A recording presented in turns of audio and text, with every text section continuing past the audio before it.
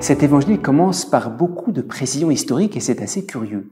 On nous parle de l'empereur Tibère, on nous parle de Ponce Pilate qui était gouverneur de Judée, on nous parle de Hérode qui gouvernait la Galilée, de son frère Philippe, et puis on nous parle de Anne et Caïphe, les grands prêtres. Alors, ce qui est très étonnant, c'est que toutes ces précisions historiques, ce sont des personnes qui sont complètement en dehors de l'alliance. Pilate est complètement en dehors de l'alliance d'Israël.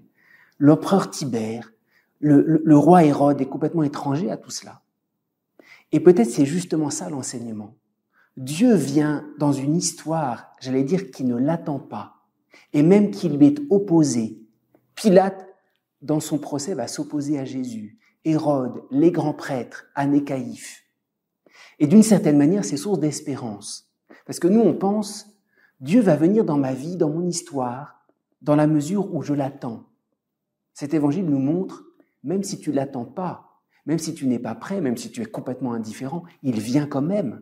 Et c'est ça le mystère de la passion. Pilate, Hérode, les grands prêtres, c'est eux qui, de l'extérieur, font l'histoire et qui sont extérieurs à Jésus. Jésus vient quand même jusqu'au bout. À travers Jésus, c'est Dieu qui se donne jusqu'au bout au monde.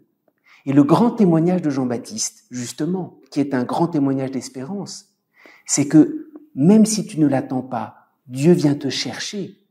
Parce que Dieu ne vient pas à proportion de notre recherche, mais de son désir à lui. Et c'est pour ça que le grand témoignage de Jean-Baptiste, il vient derrière moi celui qui est plus puissant que moi, et je ne suis pas digne de délier la croix de ses sandales. La grandeur de Jean-Baptiste, c'est de dire que Dieu vient dans notre indignité. Même si on n'est pas préparé, il nous cherche, il vient quand même.